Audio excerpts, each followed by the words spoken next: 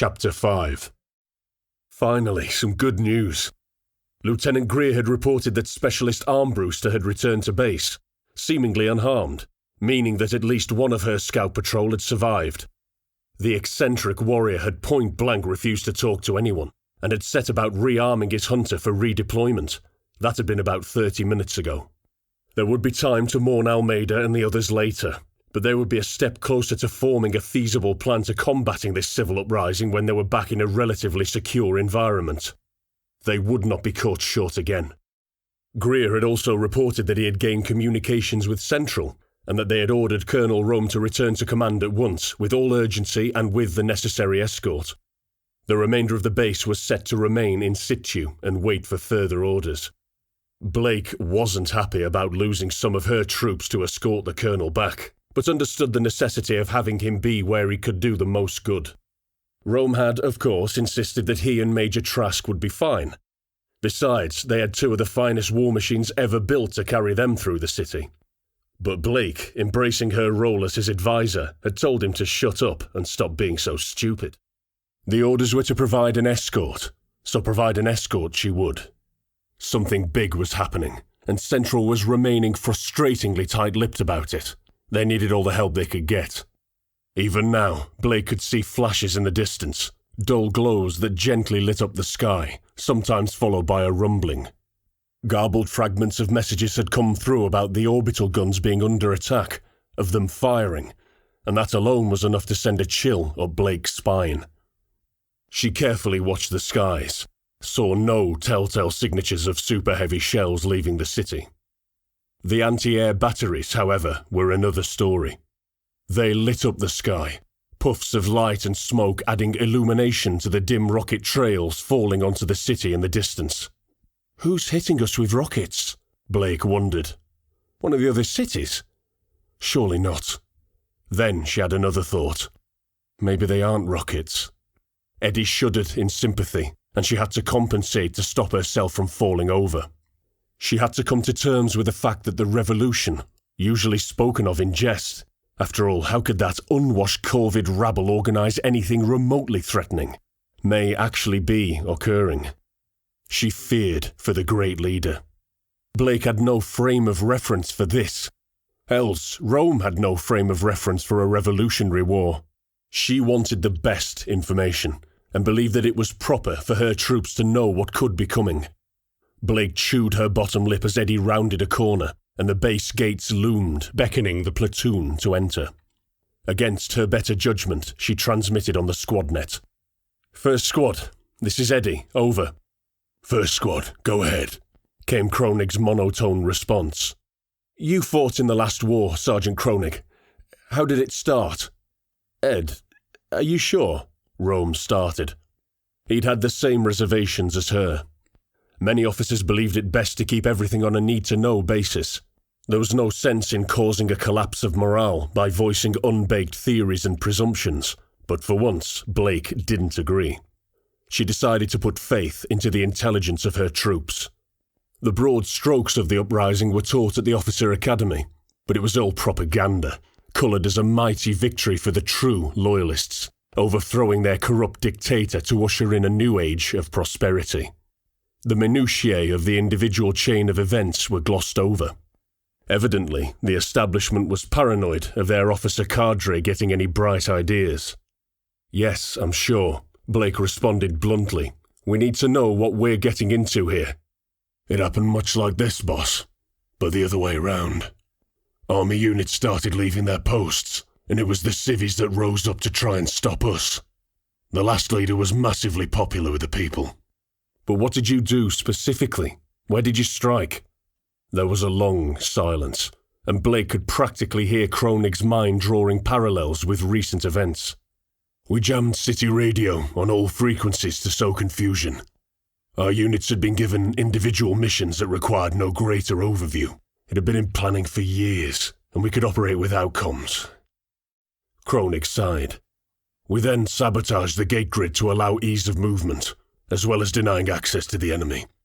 It's on a separate network from the city power, so it would remain operational in case of a complete shutdown." Blake shuddered before she interjected. "Then you took the orbital guns." Then we took the orbital guns, Kronig confirmed after a pause. What did you do after that? The feeling of dread had wormed its way through her whole body now. We stormed Central Command and executed the leader, while the city was too busy dealing with the chaos of army units running wild to organise anything to stop us. Shit, Blake thought. What's Central keeping from us? Captain Blake decided there and then that upon returning to base, she would petition to Central to relocate her entire company to District Command.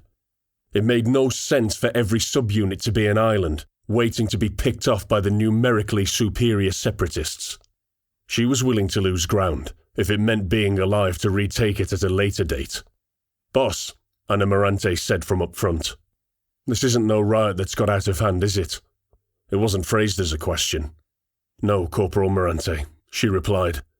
I don't think it is. Look, there it is. That big gate welcoming us home.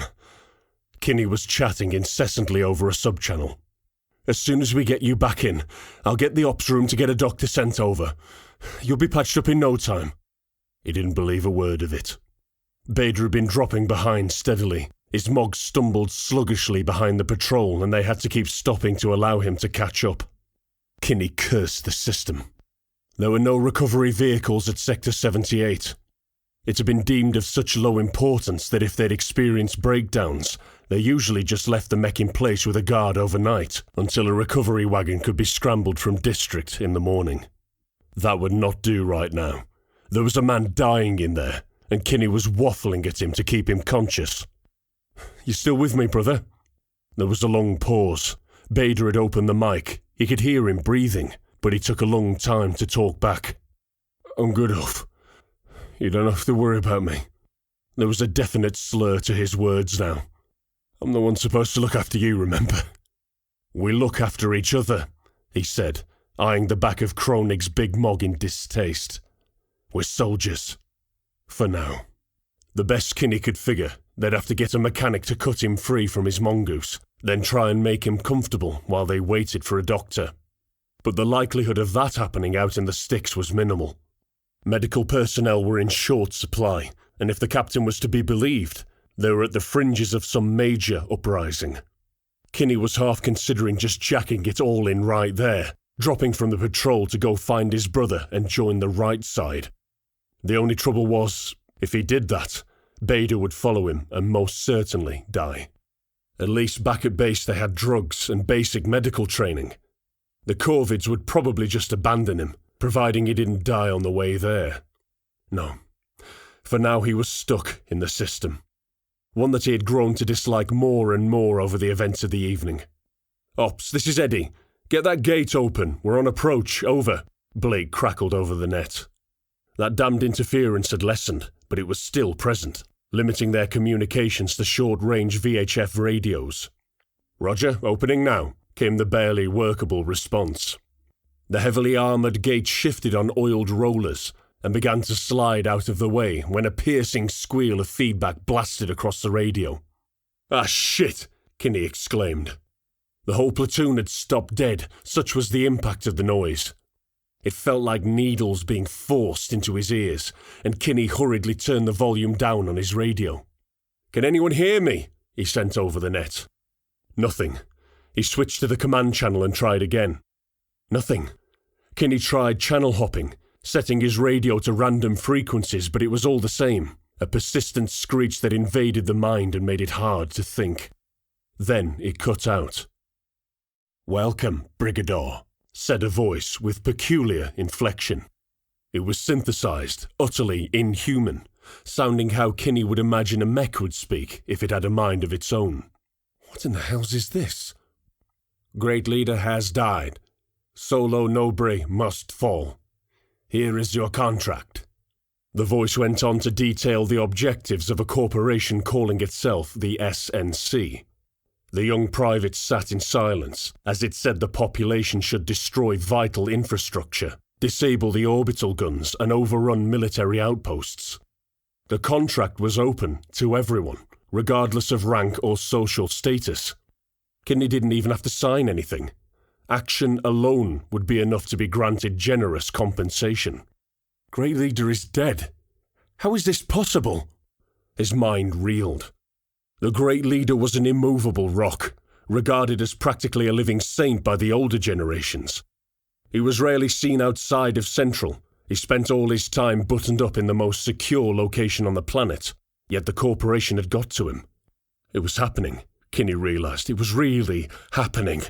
The Corvid dream of breaking the blockade, opening lines of communication with the corporations and reintegrating into the galaxy at large, all was within grasp.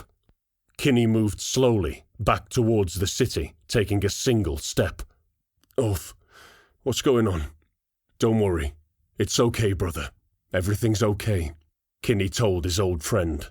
I take it everybody heard that, Morante said over the squadnet. Nobody replied. What do we do now?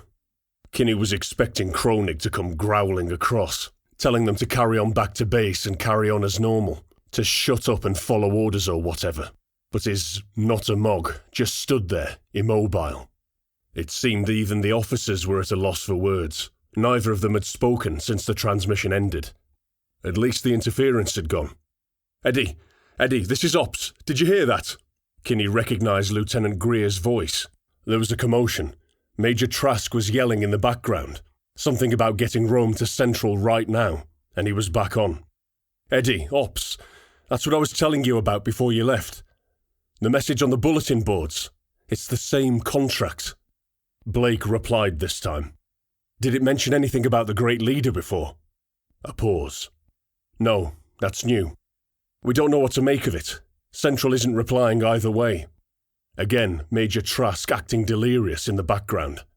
Ops, this is Wolfmother, Colonel Rome said sternly before the big machine started walking again. Tell Major Trask to calm down. I'm fine. We'll figure things out when we get back in. In the meantime, we'll carry out our last known orders. He walked past Second Squad, impatient to get back inside. Shock started to wear away, and the rest of the platoon started to shuffle forward, all sense of formation lost. It seemed as though everyone was lost in their own thoughts and just blindly following on. Only Kinny remained still. As Bader limped past, his pain evident even in the stride of his armoured machine, he was paralysed, unable to move. The revolution was real. All the stuff he'd been brought up to believe was happening in his lifetime, tonight, right now. But he couldn't just abandon Steve Bader.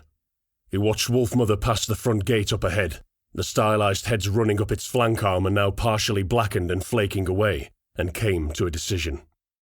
That was when the base exploded.